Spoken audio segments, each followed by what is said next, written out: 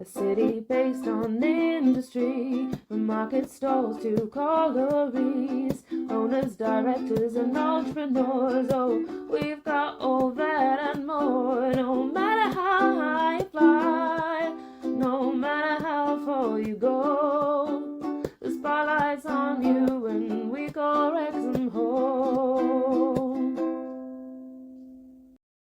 Hello, everybody, and welcome back to another episode of a Wrexham Business Spotlight podcast. Today, again, we're meeting another Wrexham business owner and a Wrexham business entrepreneur. Delighted to be joined by Ian Edwards from Allington Hughes.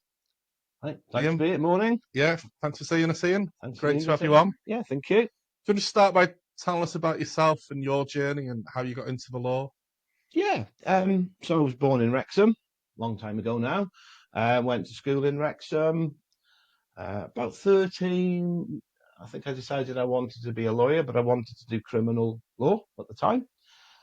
So I did my A-levels, which were a bit of a waste of time because when you were applying to do a law degree, at least back in the day when you were applying to do a law degree, they wanted you to do any two A-levels apart from law, because I think they wanted to start you with a clean slate. So I did maths, physics, and computing, which have been absolutely no use to me whatsoever since I did them. Went off down to London, did a law degree, came back, it was called a legal practice course then in Chester, where you do a year after your degree. And it was 2 years training, it was called training contract back in the day, I think it still is.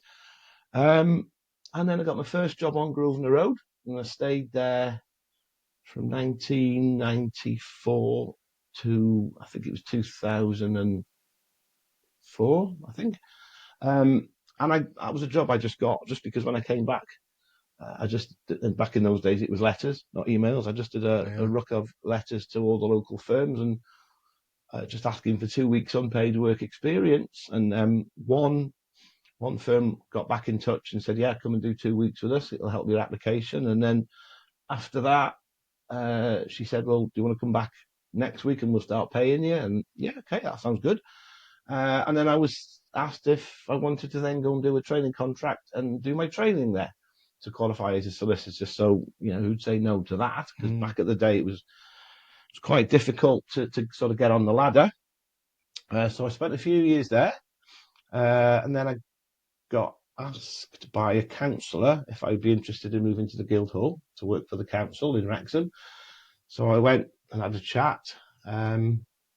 Ended up going there to do property work, because until then, in those days, you'd do all sorts. You'd do civil work, family work, probate, conveyancing, and you can't do that now. You pick one discipline and specialise in that.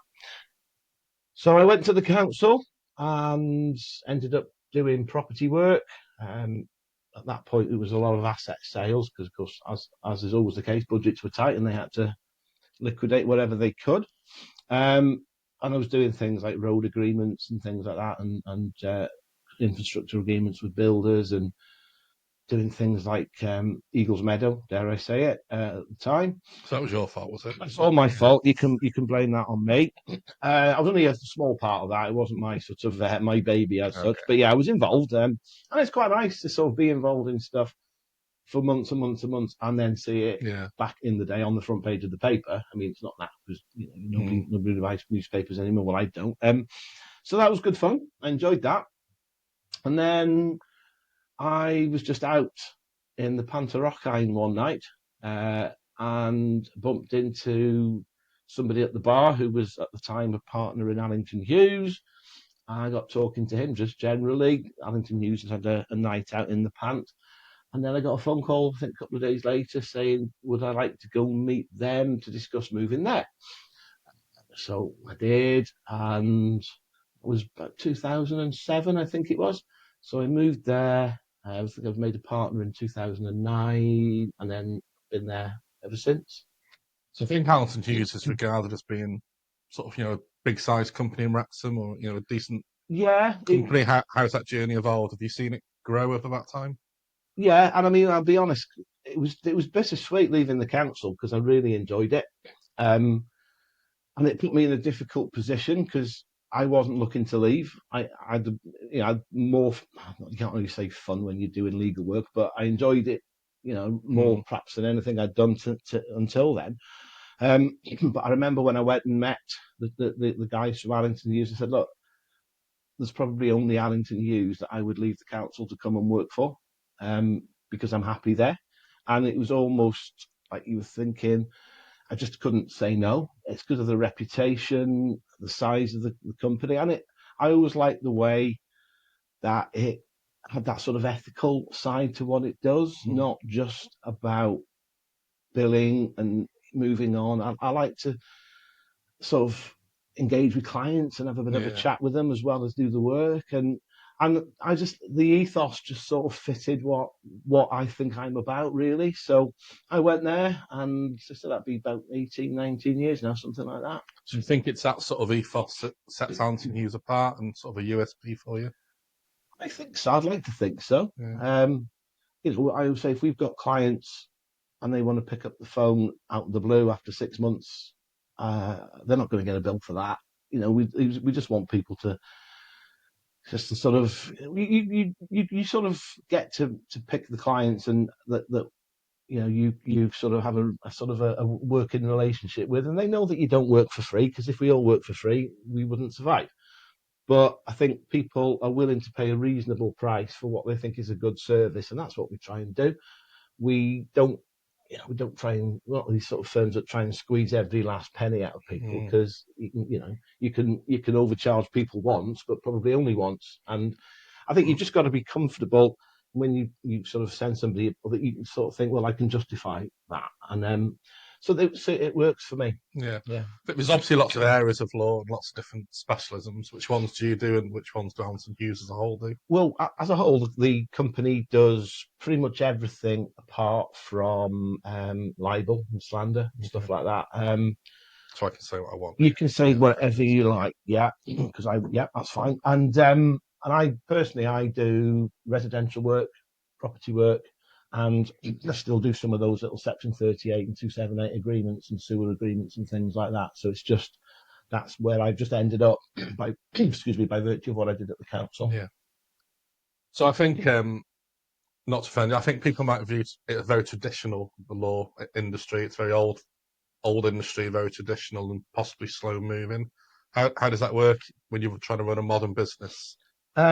It's difficult. I mean, when I started in the 90s, you'd go in and all your correspondence would come in by post, and your secretary would put all the files in the post on your desk, and as the day wore on, you sort of work through it, and the pile got smaller. Now it's the opposite. You come in and you'll have emails. And then people ring in to discuss them before you've read them. You'll have people ring in and say, I'm just going to send you an email. Can you look at it? And, if it's 20 pages long, well, not now, no, because I'm doing something else. So you do have that sort of battle to sort of manage, because everybody's work is important, but it's not all urgent. So some stuff you can sort of say, well, that can wait till tomorrow. But quite often you're asking, because people have obviously, they've instructed you because they want to move house, or they want to buy a business, or they want to sell a business or something. And so for them, they want to do it as quick as possible, because you would if you're doing it yourself. So it's not as slow and old fashioned as the press would have you believe. I mean, it's the old days of handwritten conveyances and things are gone. So it's difficult, because the other thing is it's very difficult to recruit people to do the job, because I think it's perceived as being stressful. I sort of have a rule for myself that if somebody rings me, they don't have to ring a second time before I ring them back, because you can't be available every time because you're in meetings or you're doing something like this. As long as you sort of keep people updated and in the loop with communication, it's manageable on the main. But it's not like the old days of somebody sitting at a desk with a pen and a bottle of ink and then going off to the Winstay Rue Aben for the afternoon, drinking and smoking cigars. It's moved on from that. Yeah. As how people want to react to their solicitor changed, sort of thinking post-COVID and digital transformations? Yeah, and I mean, I decided last year that apart from when I've got meetings on, I don't wear suits and jackets and ties in the office anymore. I'm in jeans and a polo shirt now. And quite a few people, quite a few clients, when they come in, the first thing they say is, "It's so nice to see a solicitor who's not in a suit."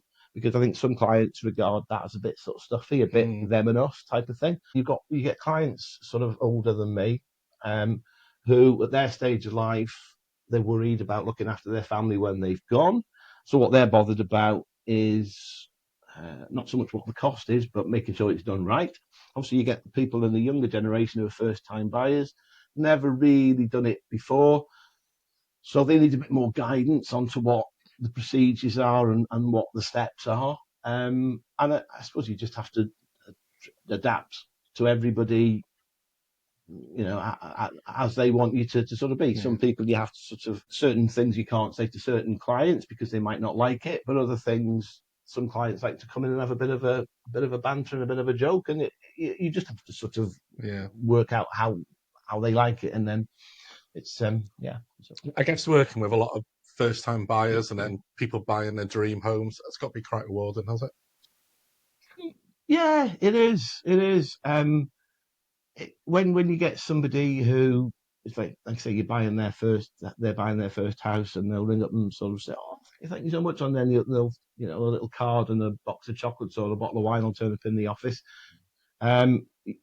Because what you don't do is fall into the habit of just thinking it's another transaction. Because I remember when we moved to the house that we're in now, we moved in 2002, and back in the day, I was at a CPD course in Manchester, and I probably too late for me to be prosecuted for this now, but it was back in the days before hands-free phones, and I was on the M60 coming home, ringing the office that I was at the time to see if we'd exchanged, because the other side weren't getting on and doing it. So as long ago as that was, I've always remembered that it is something that's on people's minds and stressful, and the trouble is, of course, things will happen that we see all the time that don't seem untoward to us, but to clients who are seeing it for the first time, they'll think, "Oh, something," and I think it's fine. And there's a lot on the line for them as well, isn't there? Yeah, definitely, yeah. It's not the money, and it's if you buy the wrong house, and that's why we don't. Some law firms will say, if you don't complete your purchase, we won't charge. And I don't like that philosophy for two reasons, really. One is because if you get a surveyor to look at the roof and the surveyor says it's going to need replacing and that's going to cost £10,000-20,000, you're going to think, well, it's a good job we asked him to look at that, or her. That invoice is money well spent. Similarly with us, if you're buying something that's on a mine shaft or something that you haven't got a right of way to, then if you're only going to get paid if the purchase completes, you then sort of got a bit of a conflict, because you're thinking, if I put them off and they don't buy it, I don't get paid. And I've already done X amount of hours of work. Yeah. And I think in the same way, if we spot something wrong with the property in the same way that the surveyor spots something wrong with the roof, then I don't think that's unreasonable. So AI is obviously changing professional services industries like we're both in. From my side, I see it changing the transactional side of the work we do. Is there effects on the law that you're seeing, or you're worried about? Or well, there was a case recently, apparently. I haven't studied it in detail, but apparently some barrister went into court and quoted a load of authorities and cases from AI, and they'll prove to be fake or American or something. So he got into a bit of bother. I mean, we don't use it. I mean, not a lot of what we do is what you'd call hard law. Fast. A lot of what we do in conveyancing certainly is pretty much, there's no, AI probably can't help much with that. I mean, people say to you, well, we've got this new system where they can ring your office and they can have a conversation with an AI. And I'm thinking, I wouldn't want that. If I was paying somebody, I'd want to speak to the person I'm dealing with. It can have its place. This episode of the Wrexham Business Spotlight podcast is kindly sponsored by AB Accountancy, a leading local firm with offices in both Wrexham and Llangollen, passionate about supporting you and your business with their finances and tax. If you want to get in touch with AB Accountancy, there's a link to their website in this episode description. Do you worry that AI eventually could do conveyancing? No. That's not going to happen now? Well, I mean, I don't know. I mean, who knows what might be invented in 20 years?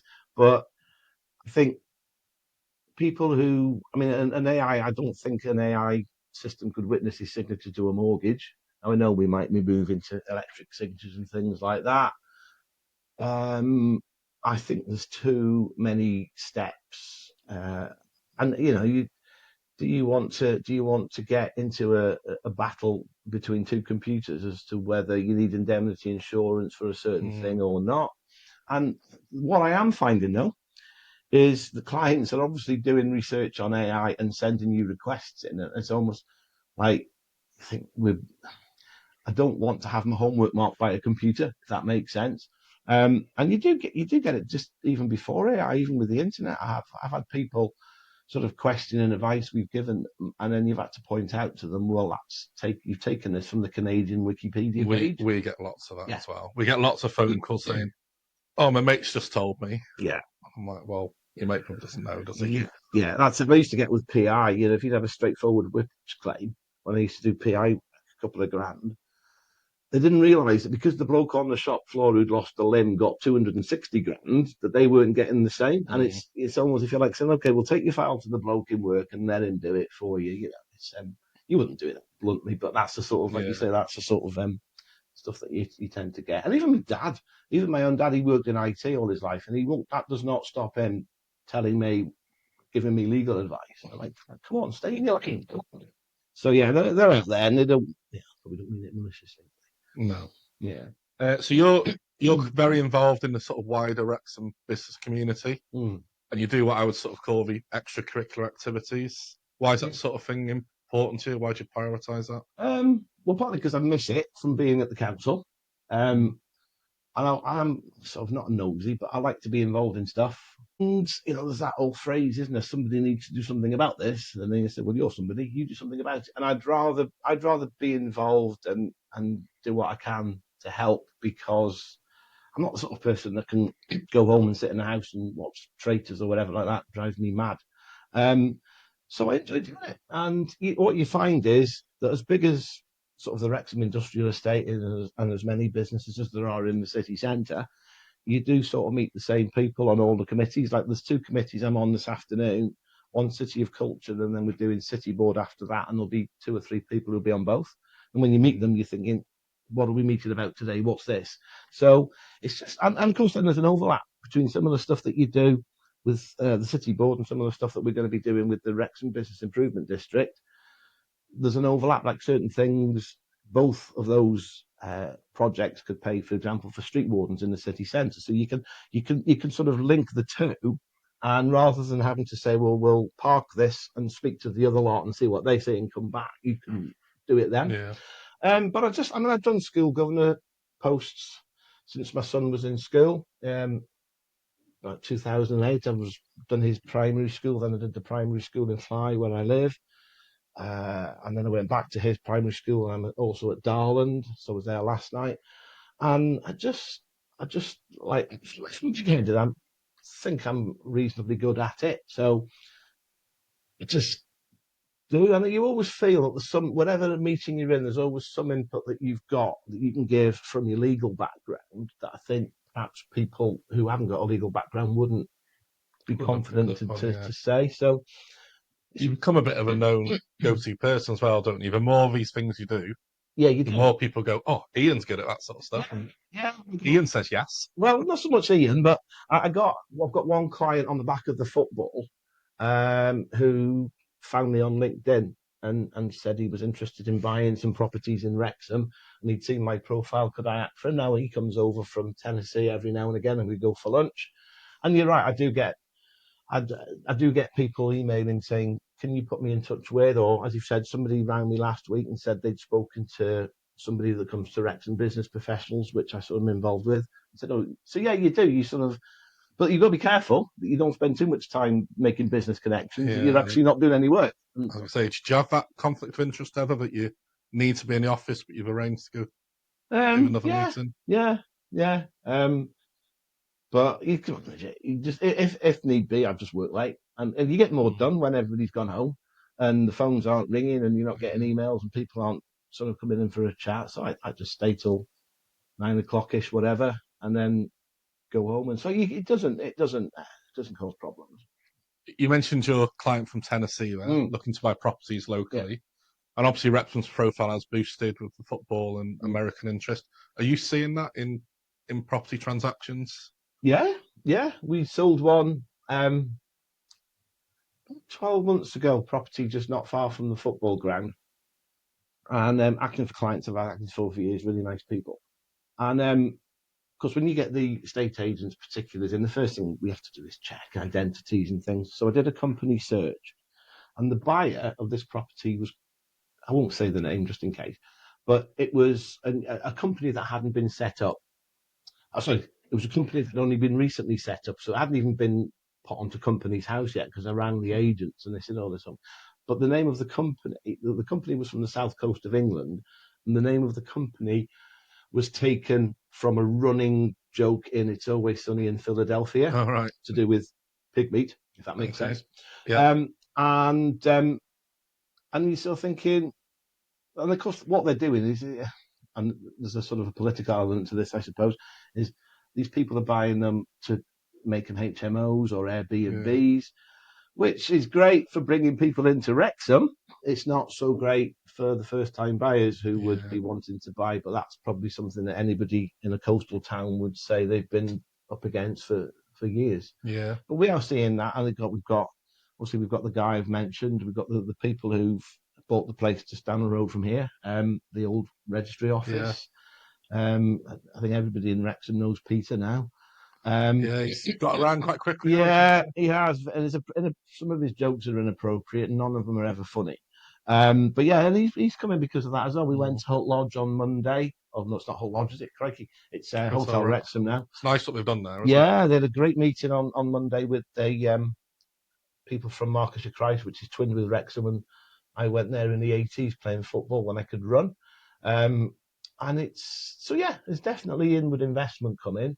But what we've got to be careful is when you're then applying for public money for other things, that people don't sort of think, well, Wrexham doesn't need it. You've got the Hollywood money. I mean, let's be honest. Yeah, there's a spin-off, and they do give money. I've heard things that they've given money to that hasn't been made public, but you've got to be careful that it doesn't. It's not given with one hand and taken away with the other. But yeah, we're definitely seeing much more interest as a result. One of your additional sort of projects you're involved in, I did want to ask about, is the North Wales Crusaders. Oh yeah, Crusaders. Yeah. So I know they originally, because the Crusaders came in as a Super League team, didn't they? And then North Crusaders was a sort of spin out of that, wasn't it? Well, no. What happened was, sort of Super League Crusaders came up, and I think in those days it was you had to apply for a license every 2 years. And I remember one of the Super League players was in my son's class in school. So my son was buying me Crusaders key rings and things as gifts and what have you, because he's only 6 or 7 at the time, I think. And then I remember I had to go to our Chester office to do file reviews, and it was the day that they were announcing which teams had been put back into Super League. So I'm doing file reviews with the telly on in the office basement, watching Sky Sports News, and they just sort of said on the ticket, Crusaders withdraw application. Like, you can't do that. What you did? So that was them sort of pulling the plug on that. I think when you look retrospectively at that, it was probably always doomed to not quite work, wasn't it, for different reasons? I think there was that hostility, wasn't there, between the football fans and you hear stories about draws full of cash and it not being, it not being allocated where it should be. It was just all one big pot. Whether that's true or not, I don't know, because I wasn't involved. But then when they went bust, or when they sort of pulled out, I got a phone call from somebody saying that we're looking at setting up another club. Would you be interested in getting involved? And I'm like, well, yeah, because I used to love watching the rugby league. Didn't like it till they came to Wrexham, but went to watch it, and I got hooked on it. So I said, yeah, I'll get involved. So we had a meeting, and I think it was originally 4 or 5 of us set up North Wales Crusaders, and then I was sort of appointed chairman. It was meant to be for the first 2 years, and then it would be rotated, but I ended up doing it until last year. And then the game is really struggling financially, and we got to the point where we thought, well, we've taken it as far as we can. So we sort of gave our shares away to a guy from Dubai who was doing Bitcoin, I think, and then he didn't last long, and he then sold it to this company called Egg Chasers from Surrey. So I enjoyed it while it lasted, but it gets to the stage where when we had COVID and the sort of the, we weren't allowed to play. The reason we had to move from Queensway was because the changing rooms weren't big enough for people to get changed 2 meters apart. And then, of course, people were coming and you had to sort of give them the temperature test on the forehead, and the same with the players. But the problem then was, of course, you had to play in front of empty stadiums like the football teams did. And then as the restrictions were lifted, everybody apart from Wales lifted the restrictions. So we were actually at one point we were the only professional rugby league team in the world who couldn't play in front of fans because of the Welsh government's regulations at the time. Yeah. Financially, how important was gate receipts that you'd lost? Yeah, I mean that you've got 2 main sources of income. You've got your gate receipts and your sponsorship. So the gate receipts are important. And of course it's not just the gate receipts. It's because rugby league fans are thirsty, and when they come in, they'll spend a couple of grand at the bar. Yeah. So it was important, but yeah, so we sort of stopped doing that last July, I think it was. So I miss it, but I don't miss being on holiday with my wife and my son on the balcony in Mallorca and having a WhatsApp board meeting at 6 o'clock just as the restaurant's opening, and they're saying, "Dad, we want to go for dinner," and I'm saying, "Yeah, I'm stopping this board meeting. I'll be with you in half an hour," type of thing. So yeah, it was good while it lasted, but somebody else can do it now. Fair enough. Yeah. So Allington Hughes is a big employer in the area. Do you have a lot of obviously you're a lead for that business. Do you have recruitment challenges? Yeah. Is it difficult to get people into law? Massively, and it's not just at the solicitor or legal exec level, it's also at the sort of support staff level. Because people, I think now, a lot of people don't want to work 5 days a week. They don't want to come into the office. And on the one hand, you've got people sort of my age saying, "I don't know what's wrong with this generation." And I'm thinking, well, is it them that's in the wrong, or is it us that's in the wrong? Yeah. Is that a better lifestyle choice than ours, where we do 5 days a week? So it is difficult. You do hear obviously most clients are okay, but I hate it when you go into shops and you've got signs on the door saying, "We will not tolerate threats or intimidation against our staff." And you're like, why have we got to the stage where you have to put that up? That sign? Don't finish that sentence yourself. And you do get some people on the phone who can, and I think some of them as well, they'll speak to who they perceive to be support staff in a way, but then they speak to us differently, as if like, well, I can speak to you like that because and so I can see why people get fed up with the job. It's quite interesting though when I think we've got people we've had people who started as secretaries and are now directors. They've qualified, and because university's not for everybody, and certainly the old model of going away to university isn't for everybody because of the cost, if nothing else. Who wants to come out of university with a 90 grand loan around your neck? So there are other methods of qualifying. You don't have to go off to London for 3 years like I did. So yeah, recruitment. But I think recruitment, whenever you speak to anybody in any discipline, recruitment is a problem. I think it's because people, I don't think the idea of 5 days, 9 till 5 in the office suits everybody. No. So yeah, it's hard. Yeah. You sometimes hear about the brain drain on Wrexham, but our sort of bright young things are tempted to go and live in London or Manchester, and there's more opportunities out there. That's probably the sort of person you were recruiting 10 years ago, is it? Possibly. I mean, the other thing that you're up against now is, of course, with a lot of people being able to work at home, then you've got some people who, if you wanted Liverpool or Manchester wages, in the past you had to commute to Liverpool or Manchester, or you had to pay expensive accommodation prices. But of course, what you're finding now is people can get them from your spare bedroom. Yeah, I shouldn't really put this out. People can do that, and they can work for the big firms and only go in 1 day a week or something. But then I remember working from home in COVID, and I hated it because you go into the dining room on a Saturday or a Sunday, all your files were there, and it felt like you were in your office. Yeah. And you just felt like and of course the temptation is, and you pick up and you start, and you email somebody, and then they email you back. And like before you know it, you're working, and you don't get to see anybody. And I'm not the sort of person that can sit at my desk from 9 in the morning till 5 in the evening and not move. I have to go around and stop people working and have an natter, because otherwise it's just a long day. And I think you need a break, and you need to have a bit of banter with the people you're working with, just to make the day go quicker. Agree, yeah. I say. I'm just working with clients as well. I find once you've actually met someone and engaged them face to face, you have such a better relationship with them. Yeah, or even just on the phone, because and this is why I don't like emails so much, is because there's no tone of voice in an email. Like, you could send somebody an email saying thanks very much, and that could mean thanks very much, or it could mean thanks very much for that, and that's the trouble. So when you've spoken to somebody, as you say, face to face if possible, or on the phone if they're not busy, I think that really helps it work. Yeah. So we always end this podcast with the same 3 questions for all our guests, Liam. So as an experienced businessman, someone comes to you and says, I've got this business idea. What's the one piece of advice you'd give them?